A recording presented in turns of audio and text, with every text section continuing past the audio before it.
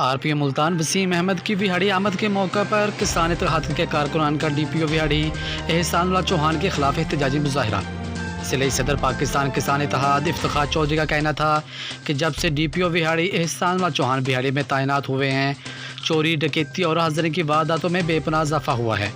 उनका मज़ीद कहना था कि शहर भर में अमन अमान की बिगड़ती हुई सूरत हाल के पेश नज़र 15 अक्टूबर को लाहौर में IG ऑफिस के सामने डीपीओ विहाड़ी के खिलाफ एहतजाज किया जाएगा।